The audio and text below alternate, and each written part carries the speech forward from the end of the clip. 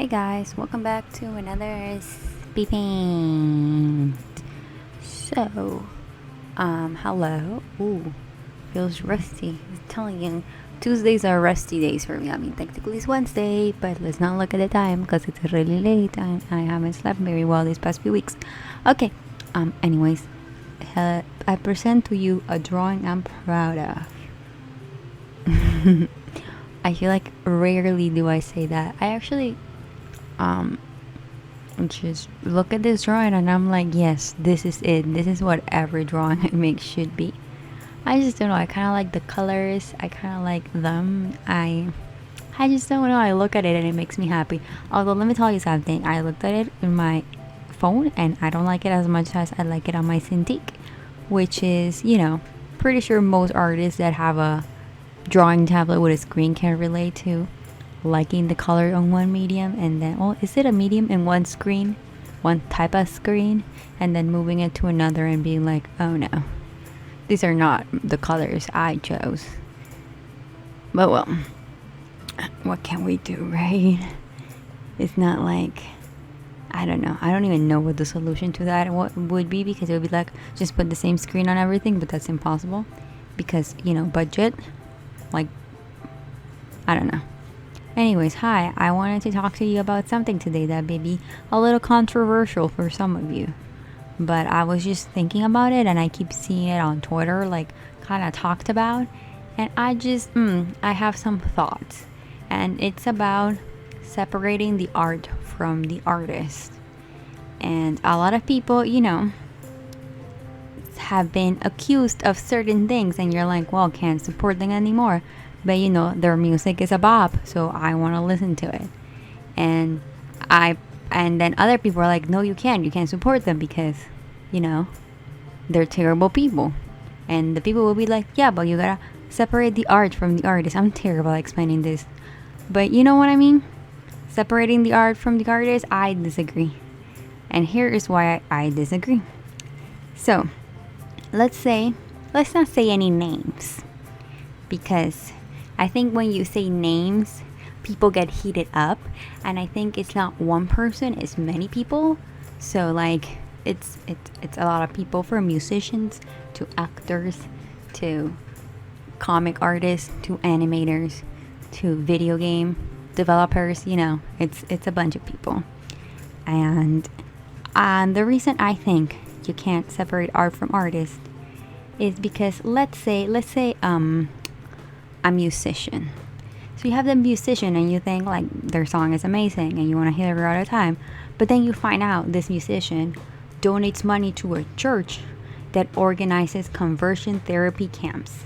If you don't know what a conversion therapy camp is, it's basically camps where they take LGBTQ plus people, mainly like gay, lesbian, bisexuals people.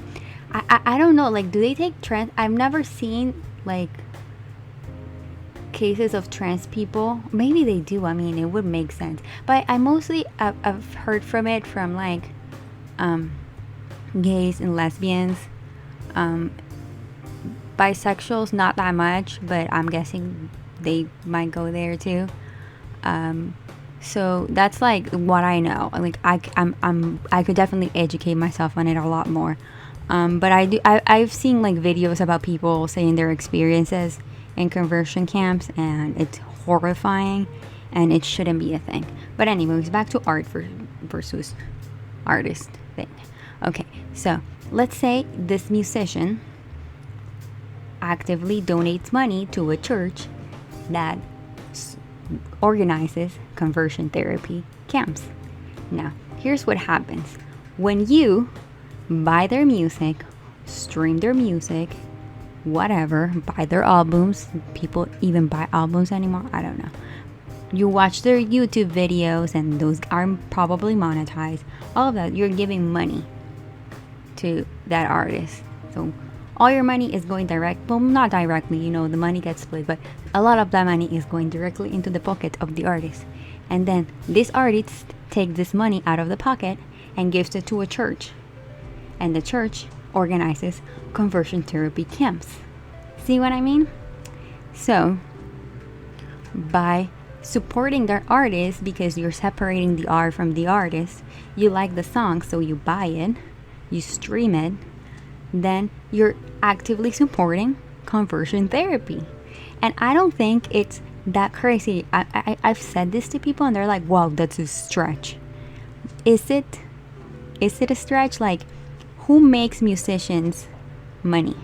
The people who buy the music, go to concerts, all of that, right? So if you weren't buying their music and going to their concerts, they wouldn't be getting any money. And if they weren't getting any money, they wouldn't be giving their money to a church that organizes conversion therapy hymns. So it's not a stretch. And you can basically apply that to any problematic person out there that you are wanting to separate the art from the artist. So you want to listen to a song, I'm not going to tell you not listen to the song, but make sure you do it like in a way you're not actively supporting the artist. I've seen a lot of people say just like go to YouTube, look for it, but don't go to like the official one. Just go to others because there are always going to be others. And I'm not going to encourage anything, but there are ways to get music on the internet, you know. I'm not encouraging anything. I'm not saying the P word. Oh, the P word, that's many words, but I think in the context you might, you know, yo-ho-ho, yeah, we understand each other. So I mean, if you want to listen to the song, that's fine. I personally can't listen to someone after, or music, or just watch them on TV, even watch like old things where they used to be, talking about like art actors, even things like that. I have a really hard time because I see them and I get angry because I remember the shitty things they've done and the people they've hurt, and it just makes me angry. And then you're gonna be like, oh, but you know, Rihanna forgave him, and I'm like, good for her. I'm sure that's part of her healing process. Good for her for forgiving him, but I'm still not gonna support him. Not that I ever liked him, not that I ever liked any of his music, but you know, I'm just saying, it's, whatever. I feel like I know so many people who use this logic of if I watch it on Netflix, if I go watch the movie on a cinema, if I listen to the music on Spotify, it's really not doing anything bad. I just enjoy it.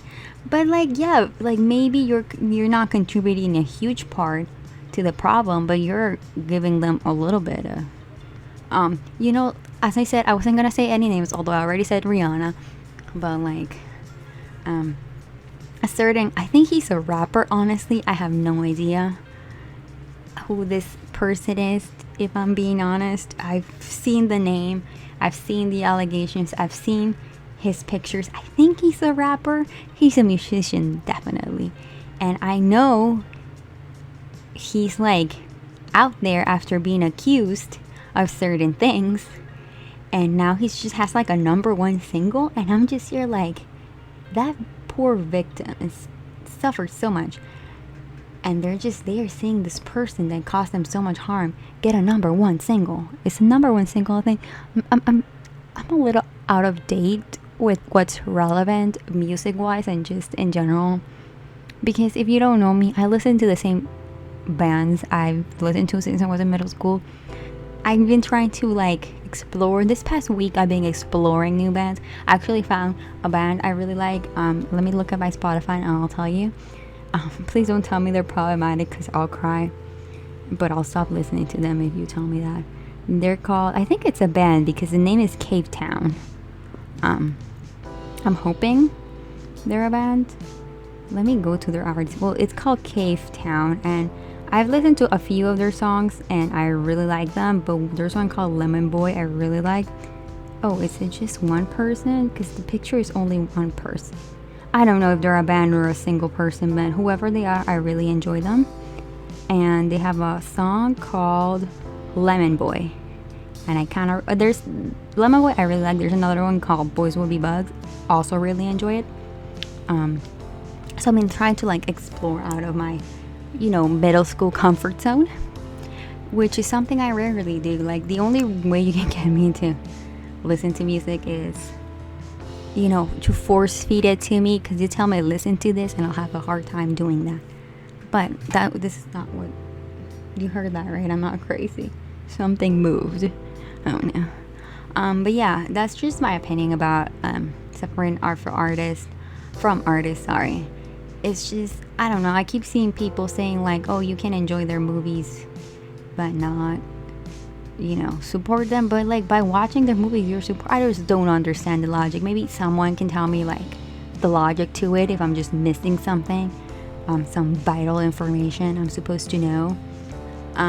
But I think if I think about all the people that I used to enjoy their work, and then I found out they did terrible things, be it they got accused of sexual misconduct, they got accused of for being racist, and like there's proof of it too, so it's not like it's just the accusation, it's like there's also a lot of proof. They said very problematic things. J.K. Rowling. Oh, I said I wasn't gonna say any name, but I think we can all openly say J.K. Rowling, fuck you. Yeah, things like that. Like, I used to really enjoy Harry Potter. You know, I grew up reading Harry Potter. I read the first book before the first movie came out even. I was a huge fan. I still want to say I still am a huge fan, because it's really hard to... I've seen a lot of people saying like, oh, I'm not a fan of Harry Potter anymore. People getting their tattoos removed, and I understand that. I understand you're like that. But for me, it's really hard to... You know, this is a huge chunk of my life. You know, I read the first book when I was 9 and I'm 28 now. That's almost, I was going to say 20 years. Is that 20 years? That's 20 years of, you know, investing myself in characters. And over the years, of course, I've become very, you know, disenchanted with Harry Potter. Mainly because J.K. Rowling, I don't know how to pronounce it there. Who cares how you pronounce her name? She just couldn't keep her mouth shut. You know, she wrote the fucking book. She could have just, you know, out with all her money and nobody would have cared. But no, she had to open her big ass mouth. I think I really stopped liking her when she said the whole thing about werewolves being a like metaphor for HIV positive people. Like, what the fuck? Ugh. So problematic, because yeah, we have like a good werewolf, which is Lupin, and he's fantastic, but also like we could talk about problems with the character. But we also have this other werewolf. What's his name? Greyback? I don't even remember his name. Here I am talking about being a 20-year fan, and it's whatever. Who cares? And he exhibits a lot of like behavior that have usually been used to attack HIV positive people. Mainly the fact that he purposely tries to make other people werewolves. So it was such a dangerous and disgusting thing to say, and ever since that, I've never liked her since. The whole Dumbledore being gay thing is just, you know, if you're gonna say your character is gay, show it, you know? Like, the gays representation, dude. Like, everyone would appreciate some representation, because it's really like slim pickings out there. So I'm also like, I can just think of so many things. Like, when she was like, of course there's Jewish characters in Hogwarts. Where? Not in the 7 books. Not in the 8 movies. Pretty sure not even in Fantastic Beasts movies I've seen Jewish characters. So where, Mrs. Rowling, are the Jewish characters? Because you can't say like you could say anything about it and just be like, yeah, it's representation. They're there. You just don't see them. I'm cool. I'm inclusive. I'm woke. I'm J.K. Rowling. I'm an awesome person. No, you're not. No, I'm just kidding. Like, really heated up. I'm like sweating. But yeah, what I was trying to say is I've loved Harry Potter for 20 years of my life. And it's really hard not to, like, still get into certain things. So what I do now is I have a few Harry Potter books. I'm not gonna burn the books because I have the illustrated books and they're really expensive, and I really like the illustrations. So I'm not just gonna burn my illustrated books that cost me an eye and a, I was gonna say an eye and a ball. I'm sorry. When I get angry, I get lewd. I even say eye and a ball. Lewd. I don't have balls. I just want you to know I don't have balls, but that's what came to my mind. I'm sorry. I apologize. I don't know what's wrong with me. It's almost 2 a.m. I'm sleep deprived. I'll blame it on that.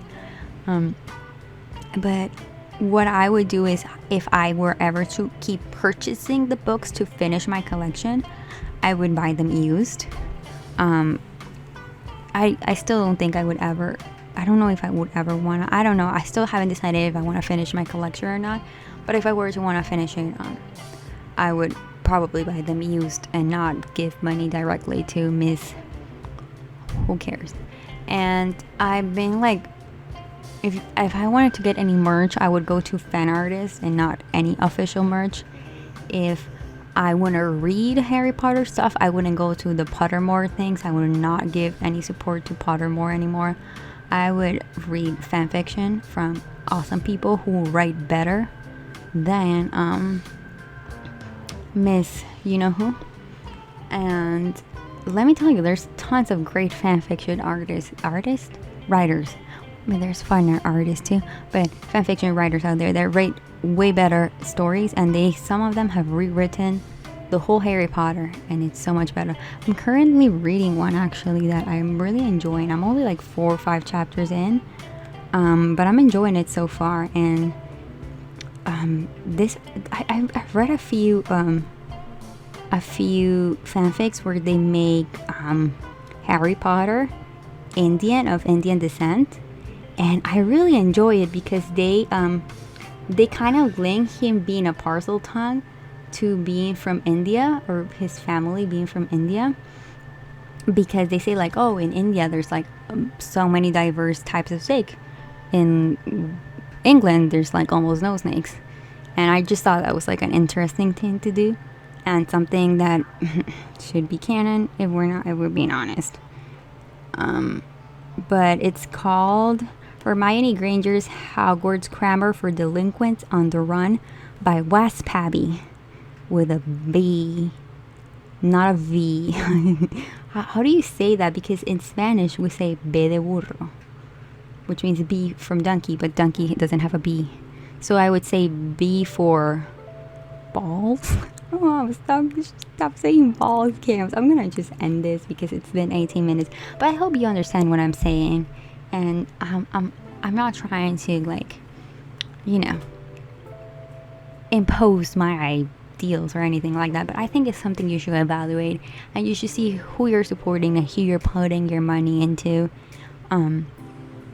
Just Netflix in general, I've seen the platform has some very problematic things happening lately, so I was considering dropping my Netflix subscription, but then I realized I don't pay for my Netflix. I've been stealing my brother's Netflix for like a year now.